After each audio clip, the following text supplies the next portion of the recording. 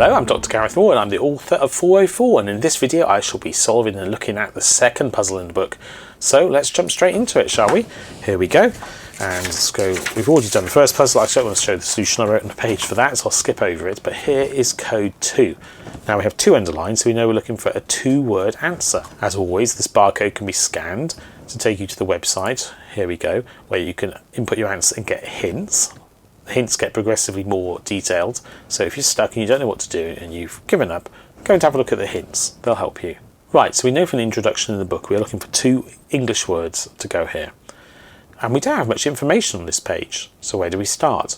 Well, we have these tumbler dials, each of which has various letters on it, and it can be seen that they are in order: G, H, I, P, Q, R, E, F, G. So it is possible that turning these in different amounts might reveal a hidden message, and there is a safe we're trying to open, and also this would need to be turned to open.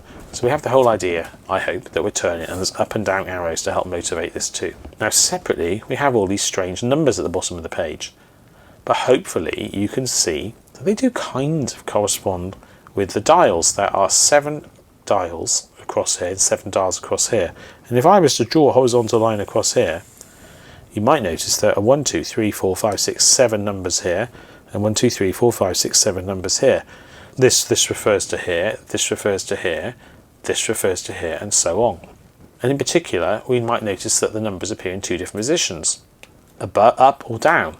In other words, if you imagine that the tumbler is drawn on each of these, then they appear in one of 2 positions, at the top or at the bottom. So what we're going to be doing is applying these numbers to the tumblers in some way, and in particular turning them. So if you imagine you put your finger on the H and you pulled it down 5 times, what would happen?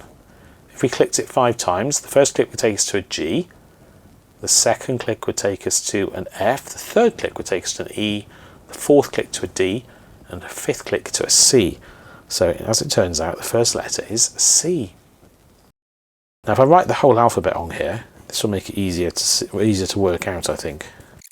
Q, if we were to turn it down twice, would be an O. So we've got CO. That's looking good, because if we started with like XK, that would probably, it's not going to be a word, is it?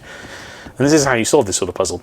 Try something. You can't be certain that what I've just described is the thing to do, but you might think of it and therefore try it, see if it starts looking like it's going to work out. You don't need to work out every single one of these dials. There's 14 of them. You don't need to work out all 14 to see that it's nonsense. And equally, if I'm turning it one way, you could try turning the other way, and then if that starts to look like nonsense, well then try the alternative, try turning it the other way. Now 12, moving the dials up, it's going to move down the alphabet from F. So we've got 12, we've got 1, 2, 3, 4, 5, 6, 7, 8, 9, 10, 11, 12. So we've got COR, still looking good.